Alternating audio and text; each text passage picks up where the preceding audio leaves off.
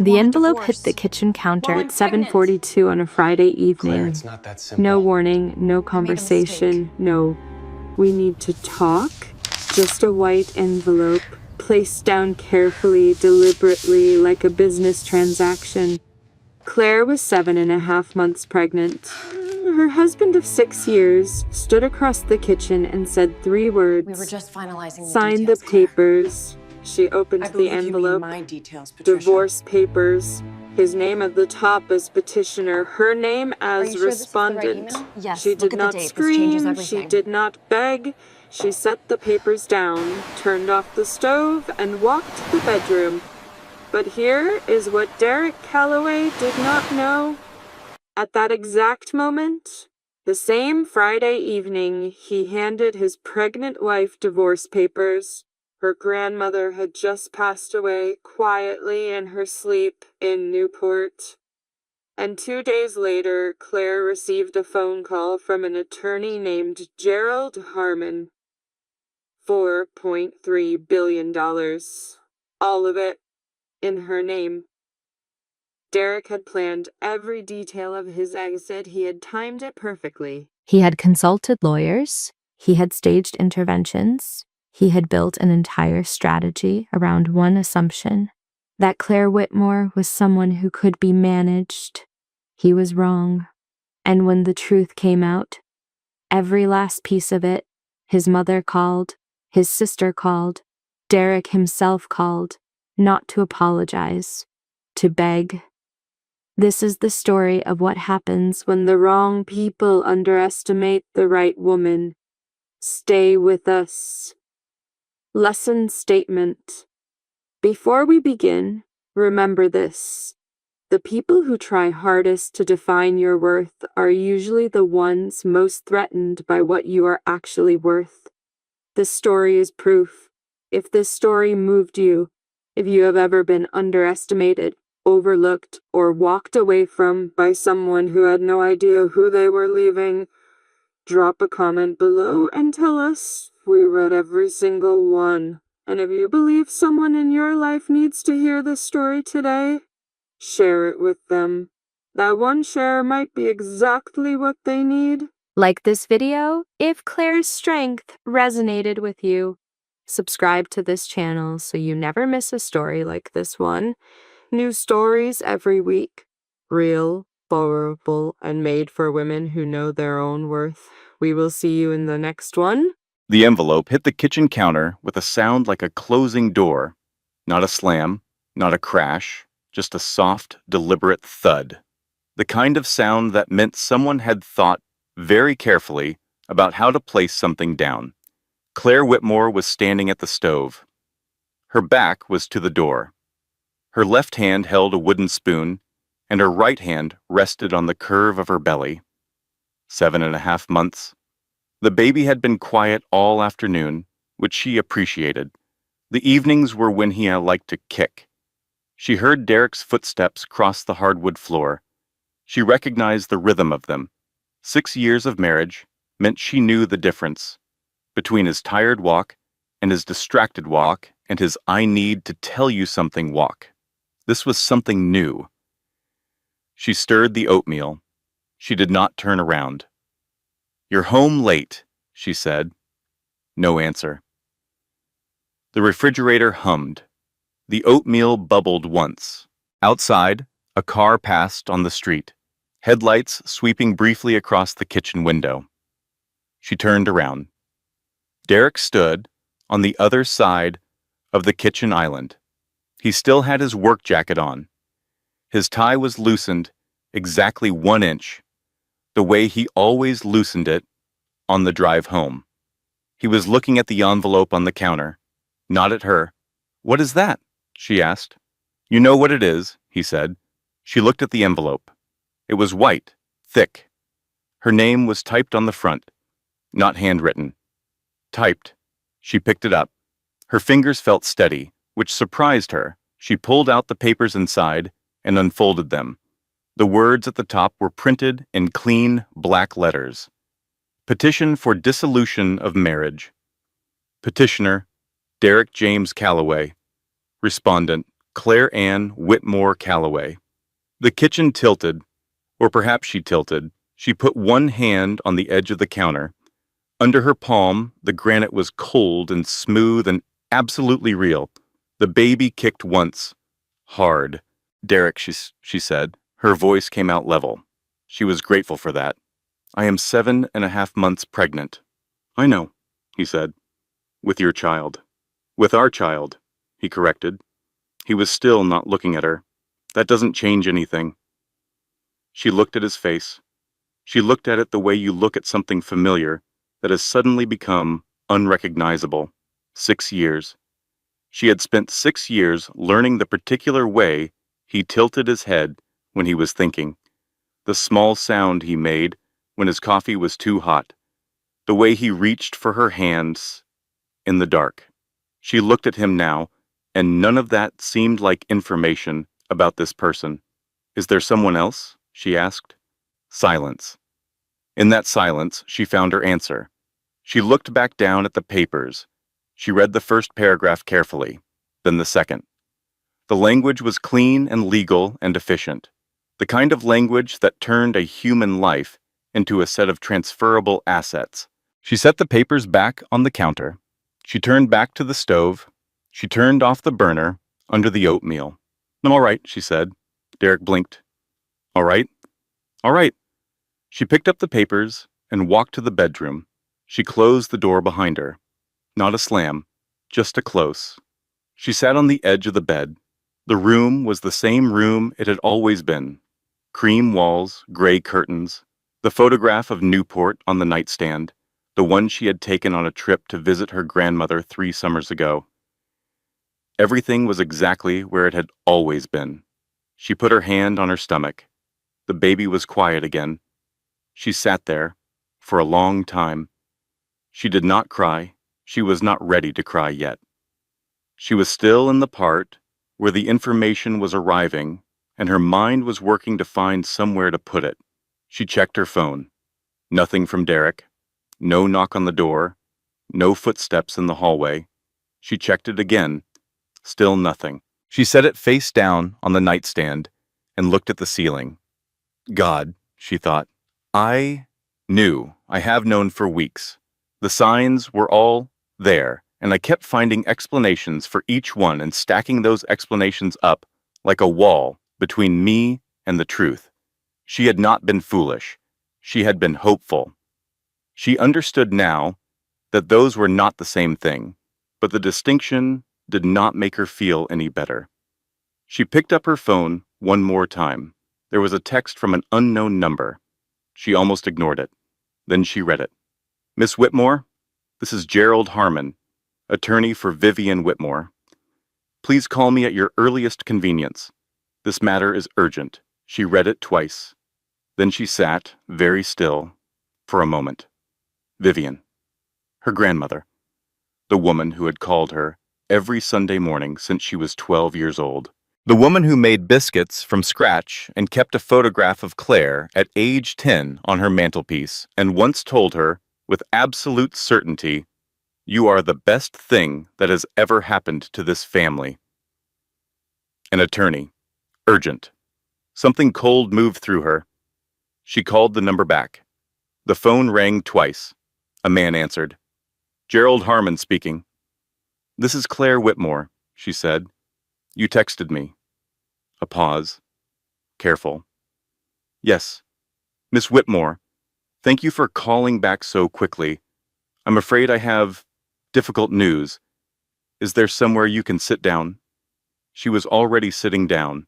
Tell me, she said, your grandmother, Vivian Whitmore, passed away last Friday evening, peacefully, in her sleep.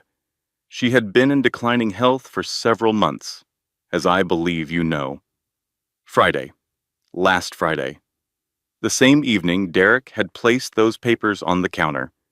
She said nothing for a long moment. Miss Whitmore? I'm here, she said. Please continue. Vivian left very specific instructions regarding her estate. She wanted you notified as soon as possible. I would like to meet with you tomorrow, if you're able. There are matters of significant importance that require your attention.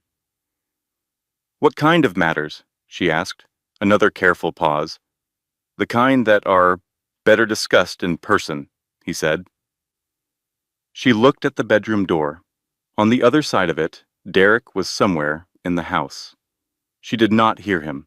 The house was very quiet. Tomorrow morning, she said, 9 o'clock. I'll send you the address, Gerald Harmon said. She ended the call. She set the phone down. Friday. Derek had handed her divorce papers on the same evening her grandmother died. She did not know yet what that meant, but she knew it meant something. I'm not imagining this, she thought.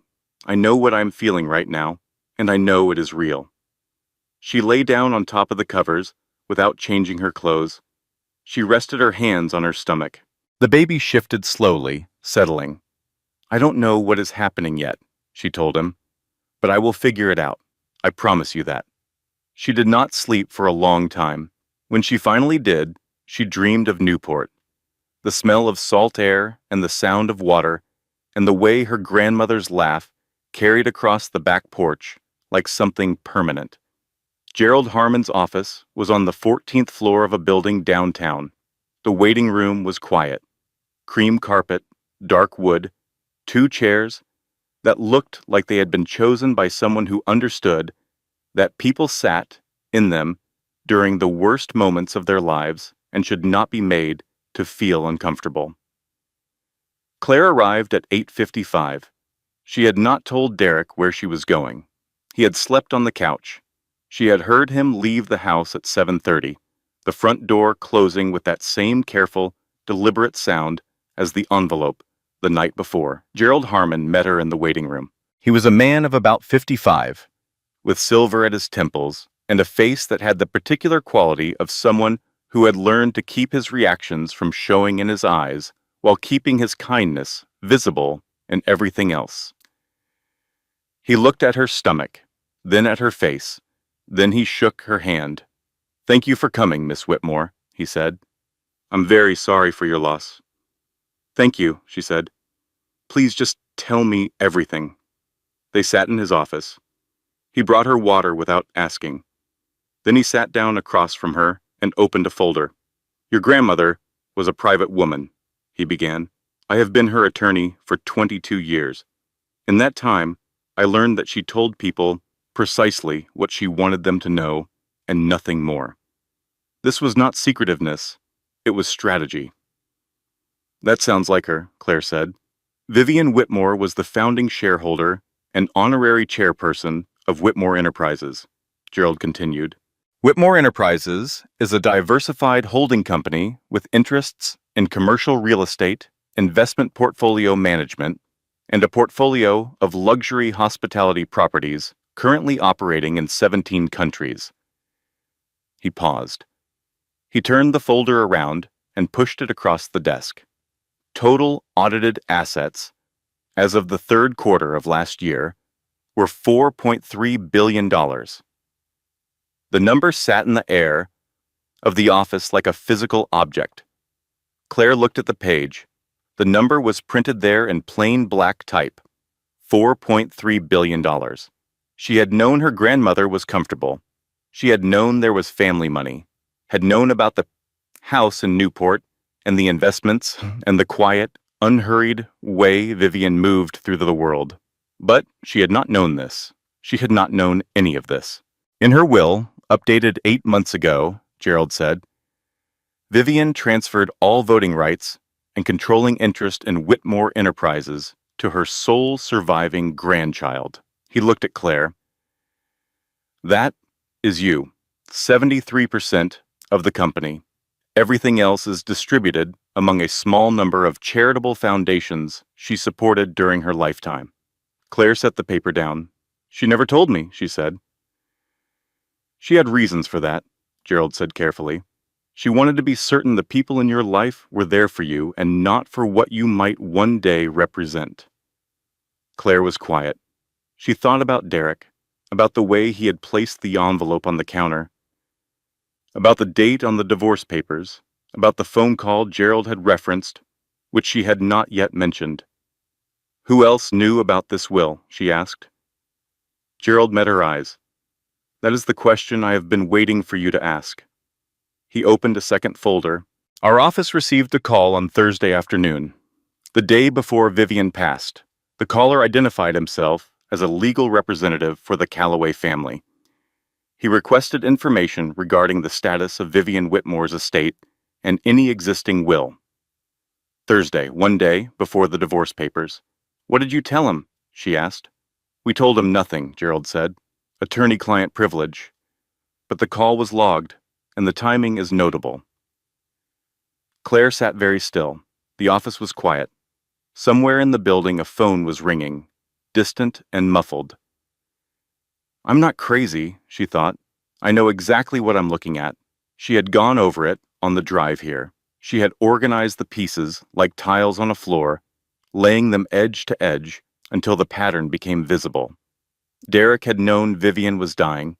Someone had told him, or he had found out. He had investigated the estate. He had learned about the will. And on the night his source confirmed the inheritance was real, he had handed her divorce papers. Because if they divorced before the inheritance was officially transferred, the prenuptial agreement would govern the settlement. The prenuptial agreement that his lawyer had drafted. The one that had seemed so reasonable at the time. He had wanted to be out before she became worth anything. I need to know the timeline for formal transfer of the inheritance, Claire said. Her voice was very steady. And I need to understand what happens if I am in active divorce proceedings when it occurs. Gerald nodded slowly. Those are the right questions. And you should know that your position is considerably stronger than your husband's attorney may have led him to believe. She almost smiled. He hasn't told me anything. He hasn't said a word since he handed me those papers. Then he is either very confident, Gerald said, or very foolish. She thought about Derek, his careful suits, his strategic silences, his way of planning 3 moves ahead. He is very confident, she said. He just underestimated who he was dealing with. She left Gerald's office at 11 o'clock. She stood on the sidewalk outside the building for a moment, the morning air cool against her face, traffic moving steadily past. She called Margot. Claire, are you okay? Is the baby okay? We're both fine, Claire said. Margot, I need you to help me find the best attorney in the city. Not divorce, corporate asset law. Someone who deals with inheritance disputes and contested transfers. Margot was quiet for 2 seconds. What happened? I'll explain everything tonight. Right now, just help me find a name. Okay, Margot said. No argument. No 20 questions. That was what 14 years of friendship looked like. I'll call you back in an hour. One more thing, Claire said. Don't tell anyone we spoke. Not yet. She ended the call. She stood on the sidewalk with one hand on her stomach. I deserve to know this before anyone else, she thought. She was my grandmother, and she deserved to have someone she loved find out in a way that wasn't managed and timed by people with their own agenda. She took a breath. Then she walked to her car. Claire did not go straight home. She drove for 20 minutes without a destination. She ended up in the parking lot of a grocery store 3 miles from her house. She turned off the engine. She sat. The windows fogged slightly at the edges. She did not move to fix them. She let herself think. 6 years. She was going to go through 6 years, and she was going to look at every piece of it with clear eyes this time, without the protective layer of hope she had always spread over the difficult parts. Year 1. She met Derek at a charity event, a benefit auction for a children's hospital, the kind of gathering where everyone wore nice shoes and wrote checks, and circulated with champagne. She had been there because she believed in the cause. He had been there because his firm sent people to these events for the networking. He had found her in the corner, by the dessert table, reading the placard on a painting that was up for auction. He had stood beside her and said, "You're actually reading it." She had looked at him. "It's good work. Someone made it." The least I can do is understand what it is." He had smiled, and she had noticed that he was handsome in an uncomplicated way, the kind of handsome that didn't ask anything from you. They had talked for 2 hours. He had called the next day. He had been attentive and curious and present in a way she wasn't used to. She had thought, at the time, that she was the lucky one. What she had not examined carefully enough was the question of why he had chosen her, out of a room full of people, out of every conversation he could have had. Sitting in the parking lot, she examined it now. She had told him about Vivian that first night. She had mentioned her grandmother warmly, the way you mention someone you love when you feel comfortable. She had described the house in Newport, the trips there, the closeness. He had asked very specific follow-up questions. She had not thought anything of it at the time. Year 3, the wedding, Vivian had not been well enough to travel, but she had called the night before. Her voice had been the same as always, certain and warm and direct. "Are you sure, my darling?" "I'm sure, grandmother. You know you are worth everything, not because of anything he gives you, because of who you are." At the time, Claire had heard it as the warm reassurance of an old woman who loved her. Now she understood it was a warning wrapped in love. Vivian had been trying to tell her something without saying it plainly, because Vivian did not say things plainly unless she had no other choice. Year 4, Derek had started asking about money. Not directly. He was too careful for direct. He would mention opportunities. He would describe investments in the way someone describes a meal they hope you'll suggest going to get. "My colleague is involved in a development project downtown. The early investors are seeing excellent returns.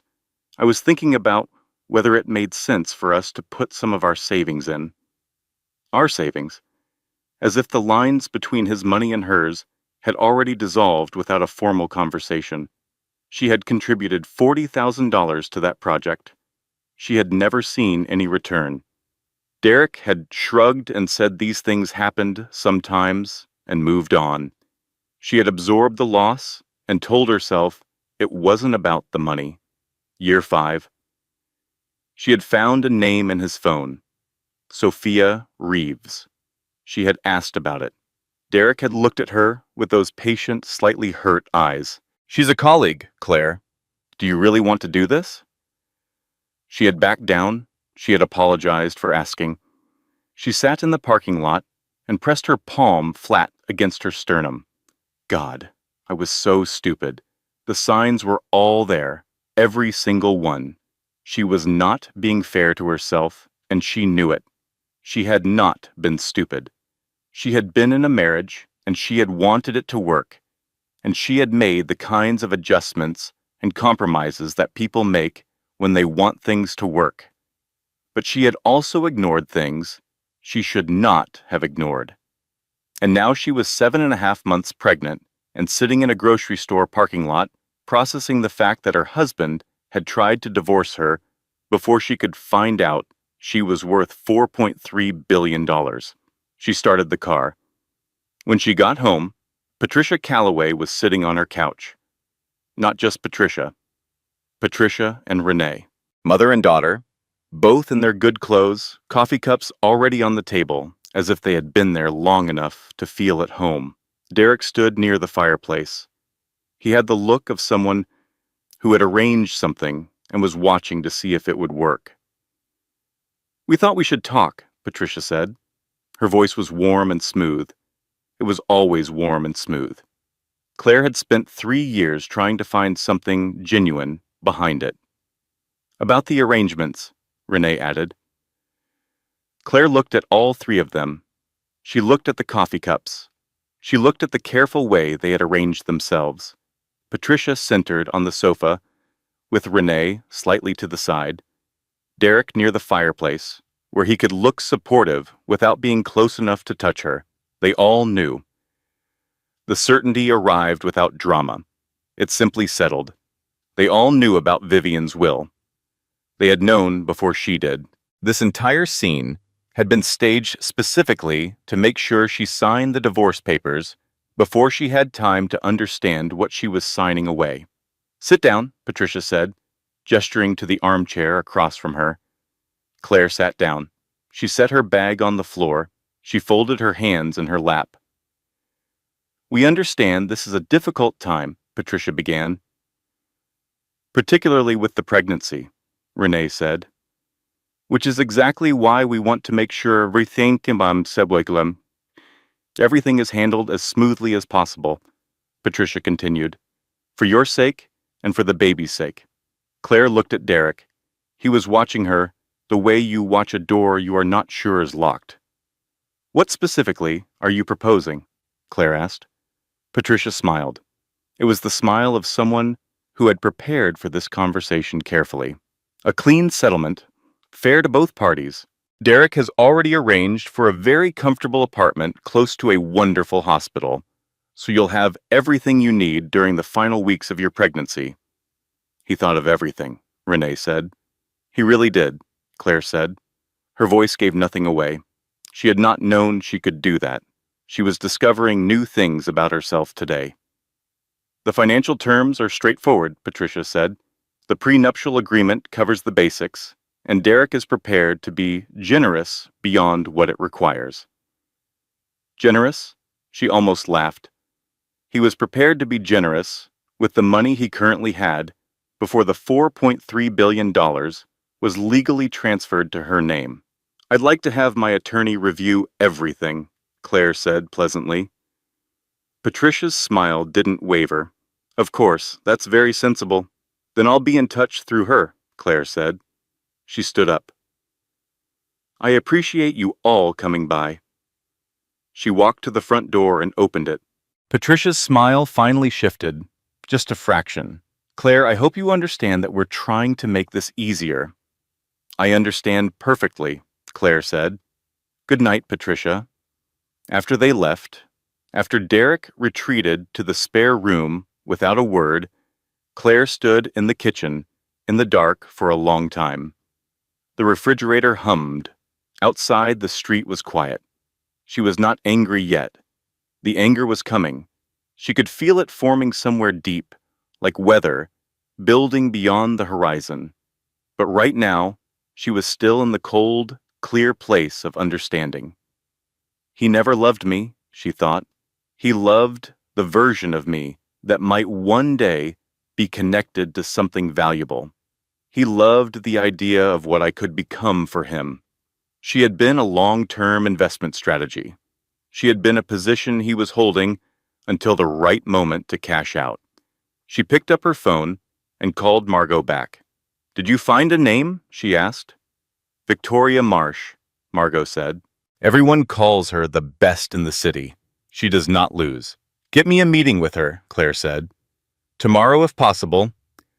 Victoria Marsh had an office that looked like it belonged to someone who had stopped trying to impress people and started simply being excellent. No unnecessary furniture, no artwork chosen to signal success. Just clean lines and good light and a desk covered in organized stacks of paper. She was 50 years old, with sharp gray eyes and dark hair pulled back simply. She shook Claire's hand with the firmness of someone who had learned that how you greeted people told them everything they needed to know about whether you were serious. "Tell me everything," she said. "Don't edit. Don't decide what's relevant. Tell me all of it." Claire told her all of it. The divorce papers on Friday evening, the call from Gerald Harmon on Saturday morning, the $4.3 billion. The Thursday phone call from someone representing the Calloway family to Gerald's office. The staged intervention with Patricia and Renee on her couch. Victoria listened without interrupting. When Claire finished, she was quiet for a moment. "The email," she said. "The one you mentioned to me on the phone, from your contact." "I don't have it yet," Claire said. "Someone reached out to me last night. She says she has evidence. We're meeting this afternoon." Victoria tapped one finger on her desk. Once, twice. If the email contains what you believe it contains, she said, we are not dealing with a simple, contested divorce. We are dealing with evidence of intent to defraud in a marital proceeding. That changes the landscape significantly. How significantly? The prenuptial agreement was signed in good faith. If we can demonstrate that one party entered into and then sought to dissolve the marriage specifically to avoid legitimate marital inheritance rights, the agreement loses its protective value for that party. She met Claire's eyes. In plain language, if Derek timed this divorce specifically because he learned about the will, and we can prove it, he gets nothing beyond what he came in with. Claire let that settle. He thought he was being clever, she said. Most people who try to do something like this think they are being clever, Victoria said. They rarely account for the other person deciding to be cleverer. That afternoon, Claire met Sophia Reeves at a coffee shop 6 blocks from the Whitmore Enterprises building, which Claire had looked up but not yet visited. Sophia was younger than Claire had imagined, 28. Dark hair, shadows under her eyes. She was sitting with her hands wrapped around a coffee cup, the way you hold something when you need an anchor. She looked up when Claire came in. Something moved across her face. It was not guilt exactly. It was closer to the look of someone who had realized they had been used and was still processing the dimensions of that. Thank you for coming, Sophia said. Claire sat down across from her. She ordered nothing. She folded her hands on the table. Say what you came to say, she said. Not unkindly, just directly. Sophia took a breath. Derek told me the marriage had been over for years, that you stayed together for appearances, that the pregnancy was a mistake that happened when you two had a weak moment, not because there was anything real left. Claire did not flinch. She had expected something like this. He told me he was filing for divorce because he had finally found the courage to do what he should have done years ago, Sophia continued. She said this with the tone of someone reciting something they had since recognized as a script. And now, Claire said, now I found something I wasn't supposed to find. Sophia set her phone on the table and turned it around. It was a screenshot of an email. Claire read it. The email was from Derek, addressed to Patricia. It was dated 5 weeks earlier. Source confirms VW unlikely to survive past year end. Will overwhelmingly favors Claire. We need to move before she is notified. Prenuptial protects us if dissolution is filed prior to formal inheritance transfer. Spoke with Harris. Timeline is viable if we act within the next 30 days. She read it twice. Then she looked up. He left his email open on a shared computer at work, Sophia said quietly. I wasn't looking for it. I was pulling up a project file. Did you save this? I sent it to my own account the same day I found it. I didn't know what to do with it. She paused. I didn't know I was part of a plan. Claire looked at her for a long moment. At 28 years old, Sophia Reeves looked like someone who had arrived somewhere she had not expected to arrive. There was no way to know yet what she would do with that. Will you speak to my attorney? Claire asked. Sophia was quiet for a moment. Then she nodded. Yes, she said. I will. That evening, Claire sat in her kitchen after dark again. But this time it was different. This time she had 3 things she had not had 24 hours ago. She had Gerald Harmon and the documentation of the Thursday phone call. She had Sophia Reeves and the email. And she had Victoria Marsh, who did not lose. She also had Patricia's next move, which arrived at 10 o'clock that night through a text from Margot. Claire, Patricia has been calling people, our mutual friends. She's telling them you're emotionally unstable, that you're not coping with the pregnancy well, that Derek has concerns. Claire read the text. She set the phone down. She picked it up. She forwarded the text to Victoria. Then she typed back to Margot. Log everything, every call. Every person, every date. I want a record. She was not going to collapse. She was not going to give Patricia Calloway the unstable woman she was trying to create in people's minds. But she was going to pay attention, and she was going to document. Starting over feels frightening, she thought. But I know one thing clearly now. Staying would have been impossible. The Whitmore Enterprises building was on the east side of downtown. 42 floors of glass and steel, a lobby with a marble floor and a reception desk staffed by a young man who looked up when Claire walked in and immediately stood up straighter. She had called Nathan Cross the previous day, brief and direct. "I'm Claire Whitmore," she had said. "My grandmother left me out the company. I'd like to come in." "I've been waiting for your call," Nathan had replied. "Name the day." She had named it. He had been ready.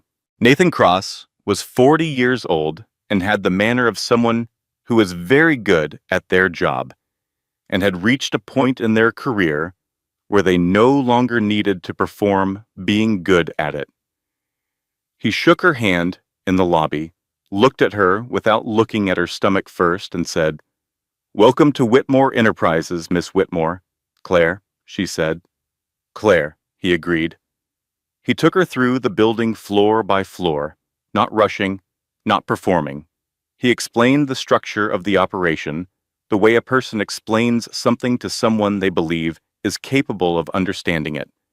Whitmore Enterprises had 4 divisions: commercial real estate holdings across 11 major American cities, a managed investment portfolio, an international hospitality group with 31 hotels across 17 countries, and a private equity arm that Vivian had built quietly over 20 years, backing small companies she believed in before anyone else did. She had good instincts, Nathan said. She had excellent instincts, Claire said, about everything. On the 3rd floor, he showed her the executive suite. Vivian's office was at the end of a long hallway, behind a dark wood door. Inside, it was exactly what Claire would have expected. No clutter, good light, a desk with clean lines and a bookshelf filled with actual books, the spines worn. And on the windowsill, in a small silver frame, a photograph of Claire at age 10. Taller than most, toe braids. Squinting into the sun on the Newport dock, Claire stood in front of it for a moment. She did not cry. She made a decision, standing in that office, looking at that photograph. I am going to learn this, she thought. I am going to learn everything about this company, and I am going to do right by what she built, and I am going to do it because she believed I could, not because I need to prove anything to anyone else. She spent 3 hours with Nathan that first day. She asked questions continuously. He answered them without impatience. By the end, he looked at her with something she recognized as reassessment. "Vivian said you would catch on quickly," he said. "Did she say anything else?" He thought for a moment. "She said the people in your life had underestimated you for a long time, and that this would ultimately work in your favor." Claire looked out the window at the city below. She was right, she said. That same week, Victoria Marsh filed a formal response to Derek's dissolution petition. The response cited evidence of procedural misconduct and requested a full financial disclosure review. It also formally entered the email from Derek to Patricia into the record. Derek's attorney, a man named Harris, who Claire had only heard about through the email, apparently spent 2 days in emergency consultation with his client after that. Victoria called Claire on a Thursday evening. "They've gone quiet," she said. "That usually means they're reassessing. What are they likely to do? Stall. Try to discredit the email. Try to minimize the timeline evidence. Possibly try to contact Sophia Reeves and discourage her from cooperating." Can they do that? "They can try," Victoria said, with a tone that suggested she was looking forward to it if they did. Meanwhile, Patricia's campaign continued. The word unstable had migrated from phone calls to a vague but pointed post on Renee's social media. Something about women who couldn't accept change. Something about moving forward with grace. Claire read it on a Tuesday morning while eating breakfast. She felt the anger then, not the cold, clear anger of recognition, which had served her well so far. Something hotter. She had married into this family.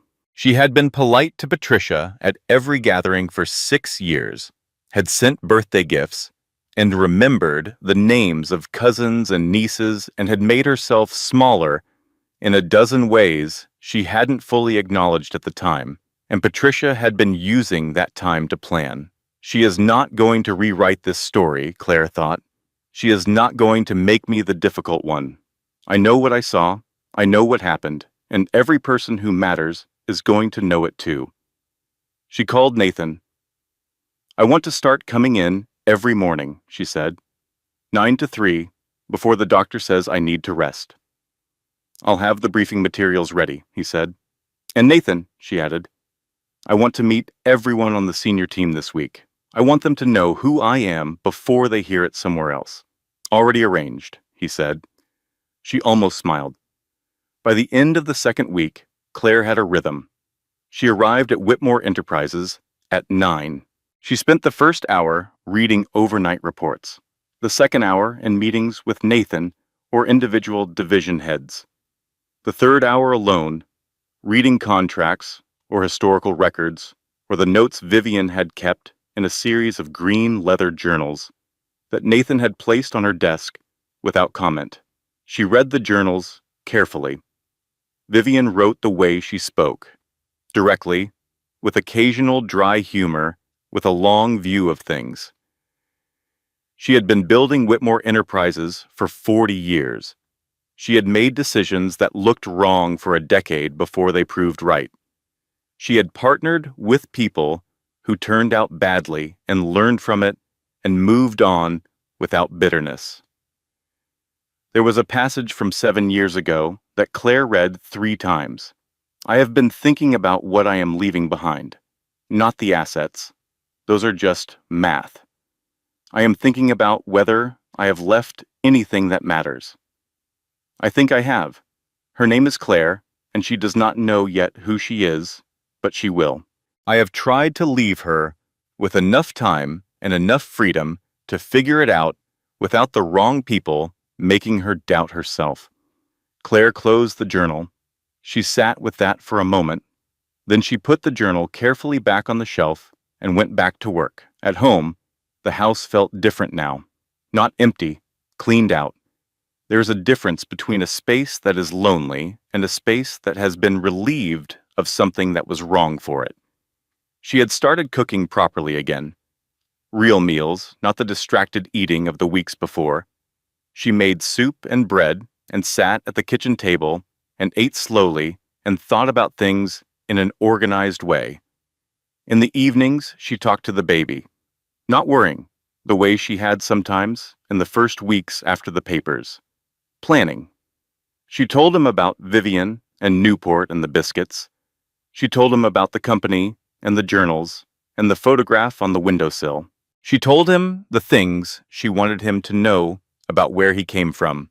You come from people who built things, she told him. That is what you have from your grandmother's side. You come from someone who figured out who she was and what she was capable of. That is also what you have from me.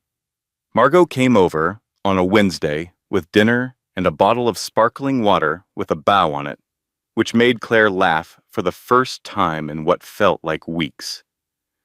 The bow is because I couldn't bring wine, Margot said, dropping onto the couch. How are you, really?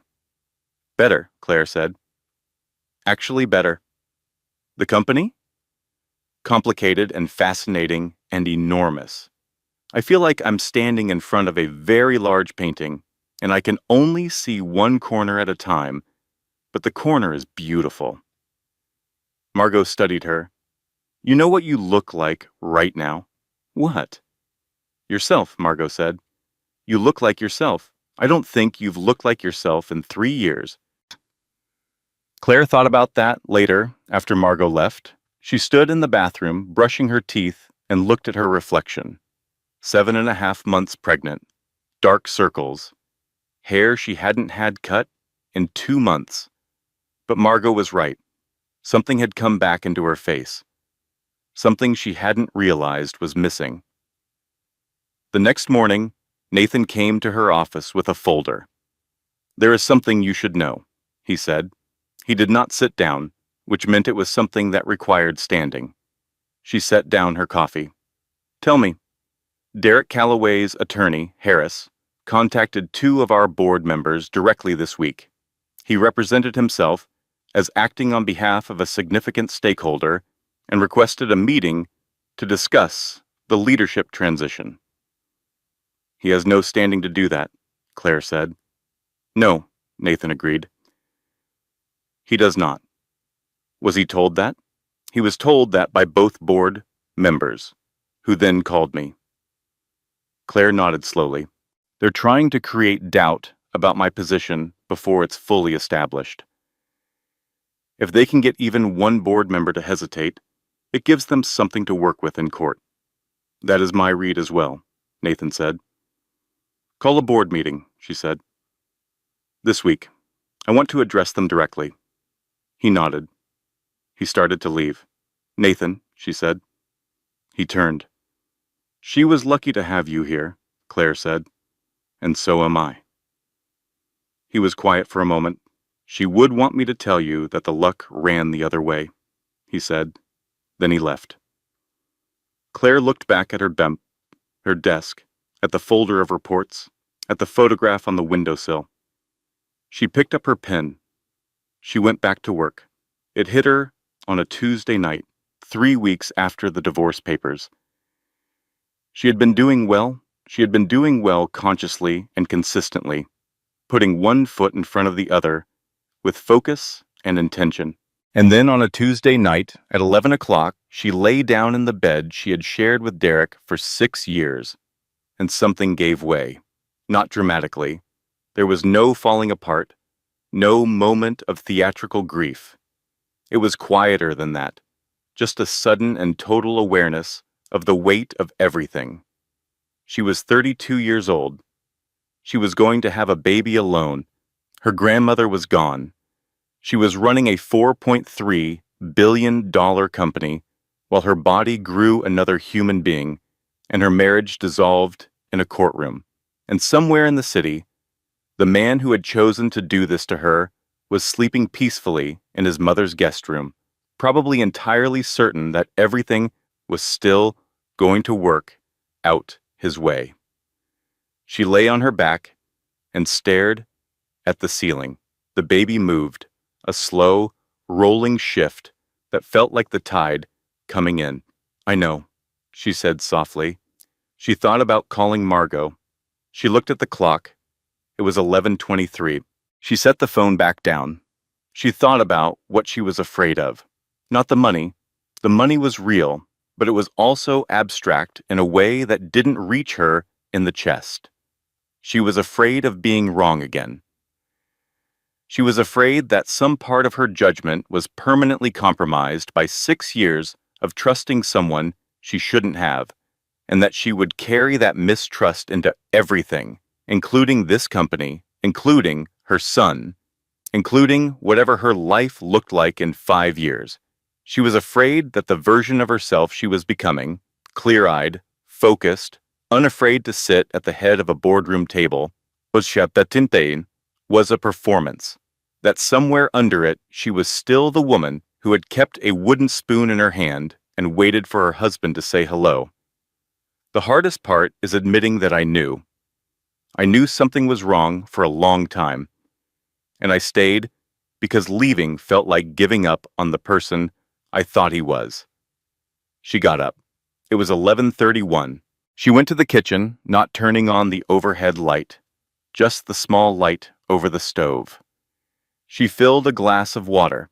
She stood at the counter and drank it. Then she got on her hands and knees and started reorganizing the cabinet under the sink. It made no sense. She was 7.5 months pregnant, but her hands needed something to do, and her mind needed something to focus on, and the cabinet under the sink had been disordered for months. She sorted cleaning supplies by type. She threw away 3 things that were empty. She wiped down the shelf with a damp cloth. Then she sat on the kitchen floor with her back against the cabinet and the baby doing slow somersaults and thought, "This is the hardest it is going to be, right here, this exact moment." She knew that wasn't strictly true. Labor would be harder. Single parenthood at 3 in the morning would be harder. There were going to be hard things she couldn't even see yet. But this particular kind of hard, the one where you are alone and scared, and you have just lost the story you were living in and haven't found the next one yet. This was the peak of this specific mountain, and she was sitting on the kitchen floor at midnight, which meant she was still there, still in it, still keeping herself company through the worst of it. She picked up her phone. She called Margot. It rang 4 times. "Claire?" Margot's voice was thick with sleep, but fully awake within a second. That was the thing about people who really loved you. They came awake fast when it was you. "I'm okay," Claire said immediately. "I just needed to hear someone's voice." A pause, then, "I'll be there in 15 minutes. "Margot, it's midnight." 14 minutes, Margot said. "I'm already putting on shoes."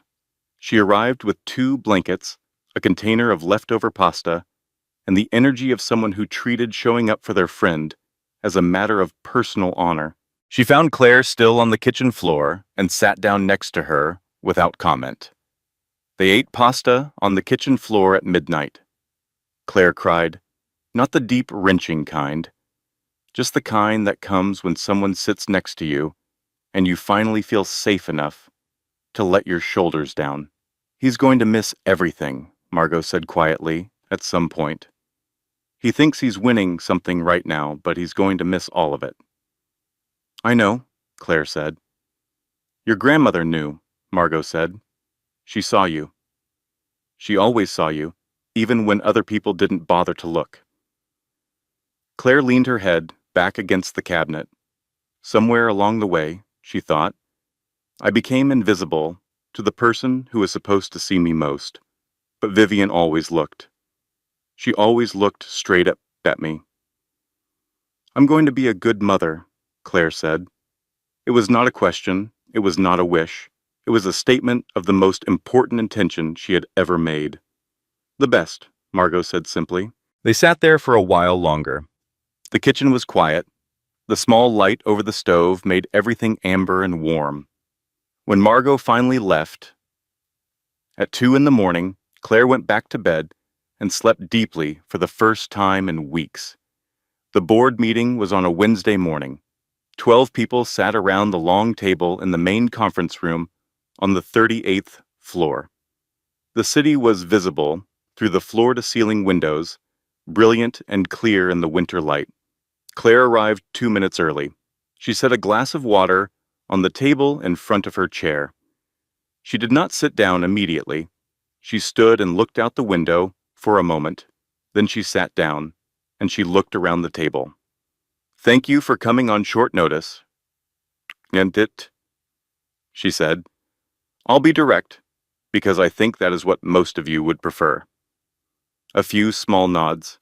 "My grandmother built this company over 40 years. I did not grow up in the business. I came to it 6 days ago. I have a great deal to learn, and I am not pretending otherwise." She paused. "But I am not a placeholder. I am not a name on a document waiting to be transitioned out. I am here because my grandmother believed I was the right person to continue what she started. I intend to take that seriously." She looked at the man on her left, the head of the real estate division. Then the woman on her right, who managed the investment portfolio. "I am going to ask each of you for a great deal of patience in the coming months," she said. "I am also going to ask for your honesty. If something is not working, tell me. If you disagree with the direction I want to take, tell me. I would rather know than not know." She paused one more time. "I will not always make the right decision, but I will always make an informed one. That is the commitment I can make to you today." The room was quiet. Then Nathan, who was sitting 2 seats down, said simply, "That's all we need." Afterward, walking back to Vivian's office, her office now, she passed the photograph on the windowsill. She paused. She picked it up. The girl in the photograph was squinting into the sun, slightly windblown, entirely unaware of what was coming in 22 years. She set it back down, carefully. That afternoon, she signed off on 3 pending contracts that Nathan had flagged as straightforward. She made 2 phone calls to division heads she hadn't met yet. She read through the summary of a potential expansion project in Southeast Asia that Vivian had been considering. At the bottom of the summary, in Vivian's own handwriting, was a single line: "Waiting for the right moment, waiting for the right person." Claire sat with that. Then she wrote a note to Nathan. "Let's talk about the Southeast Asia project this week." At home that evening, she called the baby James, not officially yet, but in her mind, in her nighttime conversations with him, that was his name. "James," she said, "I went to a board meeting today, 12 people in very good suits, and I sat at the head of the table and I told them the truth and they listened." He moved. A solid, affirming kick. "Good," she said. "I thought so too." She was eating properly now, sleeping properly. Her doctor, Ann Purcell, told her at her weekly appointment that the baby was in perfect position and growing exactly as he should. "You seem steadier," Dr. Purcell said, with the particular observation of someone who had been watching her for months. "I feel steadier," Claire said. "That matters," the doctor said. "What's changed?" Claire thought about it. "I stopped waiting for things to become clear on their own. I started making them clear." Dr. Purcell smiled. "Good," she said. "Keep doing that." The news about the inheritance was still contained. Gerald Harmon had helped her understand the timeline. The formal legal transfer had been completed. But the public documentation process, the filing, the official record, had not yet been published. That would happen within the next 2 weeks. 2 weeks in which Derek and his attorney were still operating under the assumption that they were in a strong position.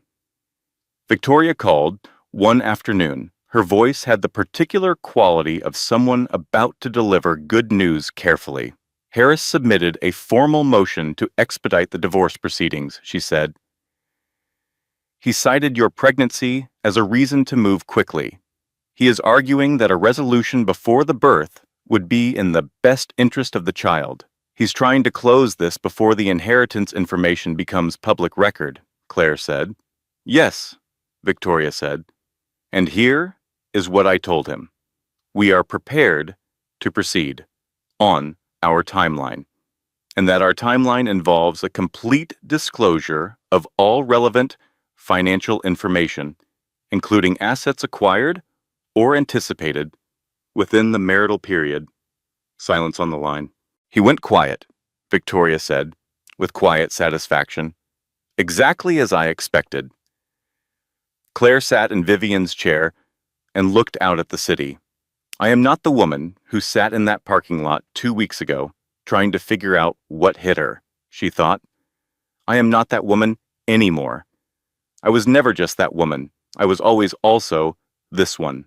It just took losing the wrong things to find the right self." The formal documentation was published on a Thursday. Claire was in a meeting with the head of the hospitality division when Nathan knocked and came in with a particular look on his face. He didn't interrupt. He simply placed a single piece of paper on the desk in front of her, face down, and left. She finished the meeting. She thanked the division head. She waited until the room was empty. Then she turned the paper over. It was a printout of the public filing. Her name, the company name, the asset figures, all of it, now a matter of public record. She folded the paper and put it in her desk drawer. Then she went back to work. Derek called at 4:30 that afternoon. She was in the car driving to her 3 o'clock appointment with Dr. Purcell, running slightly late. She looked at his name on the screen. She let it ring. He called again at 5. She was sitting in the waiting room of the doctor's office, looking at a poster about breastfeeding. She let it ring again. He texted at 5:15. "Claire, we need to talk. Please." She did not reply. Patricia's email arrived the following morning. It was 3 paragraphs long. It used the words misunderstanding and family and James's sake and mature resolution and we have always cared about you deeply. Claire forwarded it to Victoria without reading it a second time. Renee's message came on Saturday. It was shorter than Patricia's, which Claire had not expected. It said, "I know I don't deserve you to listen to me. I know the timing of this looks terrible, but I am genuinely sorry for what I posted and for not standing up to my mother and brother when I should have. I don't expect anything from you. I just needed to say it." Claire read Renee's message twice. She did not respond immediately, but she did not delete it. There was a difference between forgiving someone and finding their words credible. Renee's message had the texture of something real. That didn't mean anything needed to happen because of it, but she noted it. Derek's attorney submitted a formal motion 3 days after the filing went public. The motion requested withdrawal of the dissolution petition. Victoria called Claire the same afternoon. "They want to stay married," Victoria said. The dryness in her voice was so precise it was almost a science. Claire was quiet for a moment. "No," she said. "I assumed as much. I want to proceed with the dissolution, but on our terms, not the terms in the original petition." "I have been preparing for exactly that," Victoria said. "We will argue that the prenuptial was entered into under false pretenses, given the documented intent to exploit marital timing. We will argue that Derek's conduct constitutes constructive fraud in the dissolution proceeding, and we will present Sophia Reeves as a witness." "Will Sophia hold up?" "I spoke with her yesterday," Victoria said. "She is solid. She has nothing to gain from this, and she knows it.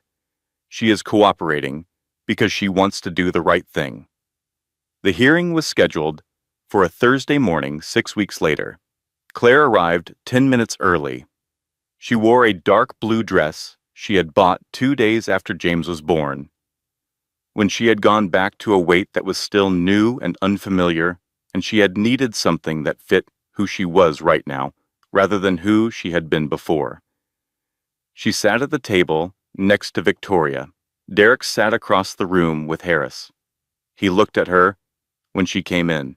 She met his eyes briefly, and then looked at the folder on the table in front of her. He looked the same. That was the strange thing. She had expected him to look different, to look like what he had turned out to be. But he looked the same as always, neat, controlled. The tie loosened exactly 1 inch. The proceeding was shorter than she had expected. Courts in these matters move efficiently when the evidence is organized and both parties are prepared. The judge reviewed the financial disclosure. She reviewed the email. She reviewed the timeline documentation from Gerald Harmon's office. She heard from Sophia Reeves briefly, calmly, without drama. Then she reviewed the prenuptial agreement. The ruling came just after 11 in the morning. The prenuptial was upheld in structure, but its protective provisions were invalidated for the petitioning party, given the documented evidence of bad faith timing. Derek received the assets he had brought into the marriage and nothing more. No claim on Whitmore Enterprises, no portion of the inheritance, no future financial link to Claire beyond the child support schedule to be determined separately. Harris made one attempt to object. The judge looked at him with the expression of someone who had not said she was finished yet, and he sat back down. After, in the hallway, Derek came to her. She saw him approaching, and she did not walk away. She waited. He stopped a few feet from her. He looked at her for a moment without speaking. "You didn't have to take it this far," he said quietly. She looked at him. She was aware that she felt nothing in particular. Not anger, not satisfaction, something closer to the feeling of setting down something heavy you've been carrying for a long time. "I needed James to grow up knowing that his mother does not accept being treated this way," she said. "That wasn't about you. It was about him." She paused. "I hope things are better for you somewhere else," she said. And she meant it, not warmly. But she meant it. She turned and walked toward the exit. Margot was outside with James in the stroller, exactly as planned. The winter sun was sharp and thin. James was awake, looking up at the sky with the expression of someone who found the color blue personally astonishing. "How did it go?" Margot asked. "Done," Claire said. Margot handed her a coffee cup. "And then we celebrate." "What are we celebrating?" Margot looked at her. "The beginning of everything that comes next." 6 months later, James Vivian Whitmore was on the floor of his mother's office, investigating a red toy car with the intensity of a scientist examining something previously unknown to science. He was 4 months old. He had dark eyes, an excellent grip strength, and a habit of making a very specific sound when he was pleased with something, a sound that Claire had started unconsciously making herself when a meeting went well. The office smelled of coffee and the particular clean warmth of morning sun through high windows.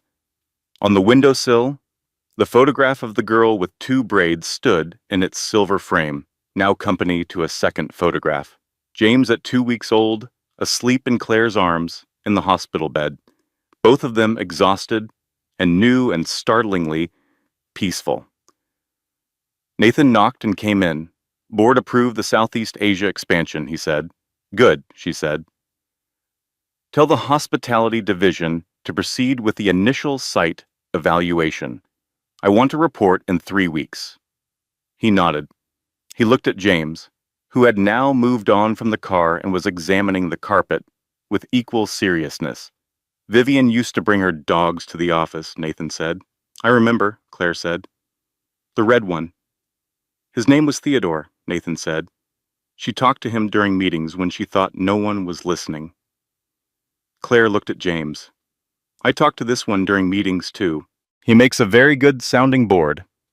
Nathan smiled. He left the folder on the desk. He left. Claire leaned back in her chair and looked at the city through the glass. 6 months. In 6 months, she had restructured the quarterly reporting process, moved 2 underperforming assets, approved the Southeast Asia project, and met with every member of every senior team. She had made several decisions that Nathan had questioned, and one that he had told her was wrong. She had listened to him carefully on both counts. On the ones he questioned, she had explained her reasoning and held her position. On the one he said was wrong, she had changed course. This was what she was learning. Not the finance, though she was learning that too. The practice of knowing when you were right and when you weren't. The discipline of being able to tell the difference. She thought about Vivian. She thought about the journals on the shelf, which she had now read entirely. Twice. There was a passage near the end of the last journal, written about a year before Vivian died. "I have done what I could. The rest is hers.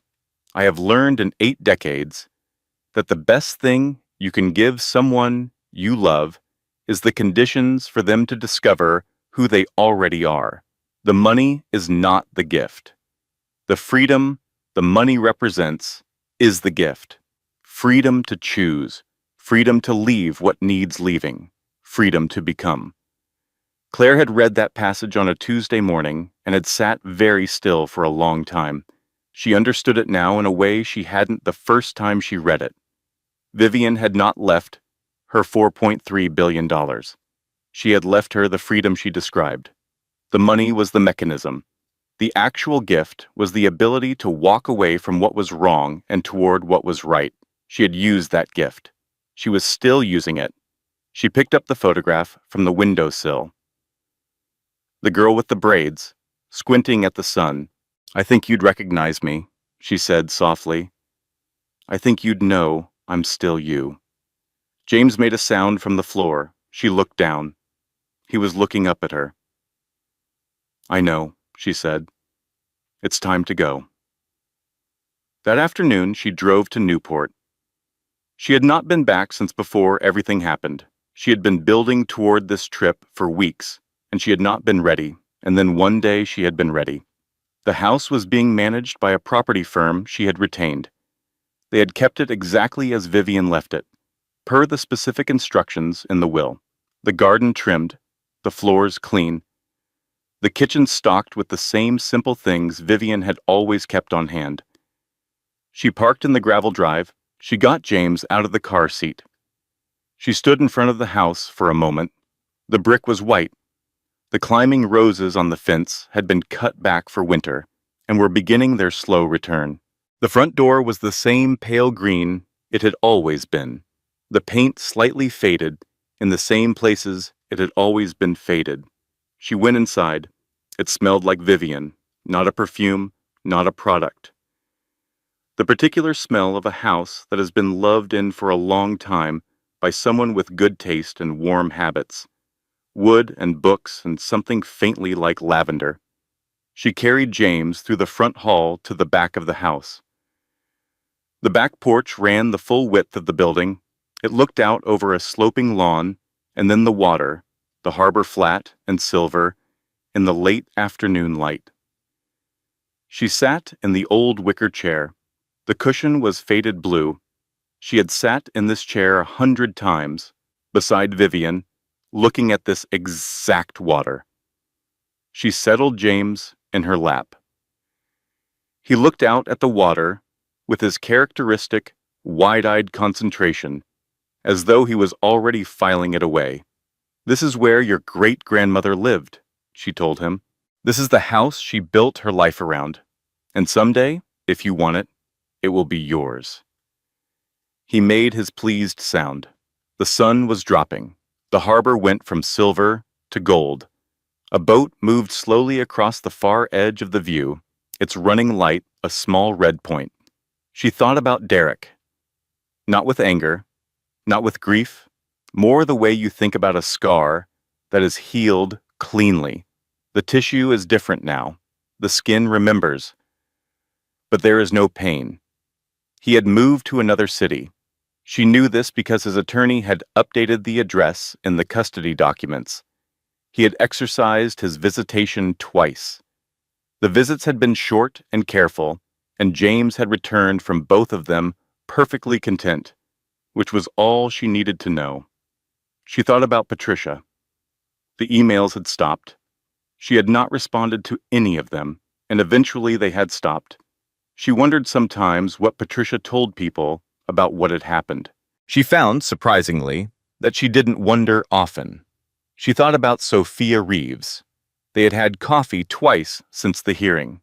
Sophia had started a new job at a different firm. She seemed lighter than she had in that coffee shop the first time they met. They were not friends, exactly, but they were two people who had been caught in the same machine and had both chosen to step out of it rather than let it run. There were stranger things in the world. She thought about Renee, who had sent one more message 2 months ago, not asking for anything, not performing, just, "I'm in therapy. I'm working on understanding how I became someone who did what I did. I don't expect that to matter to you. I just wanted you to know." Claire had thought about it for a week. Then she had written back, "Thank you for telling me. I hope it helps." She had meant that too. She looked down at James. He had fallen asleep, which he sometimes did when the light was golden and the world was quiet. His hands were curled loosely at his sides. His face had the specific look of sleeping babies, which is the look of someone who is entirely and completely safe. She had given him that. This specific feeling of safety in the world. This was the first and most important thing she had ever done. She looked back at the water.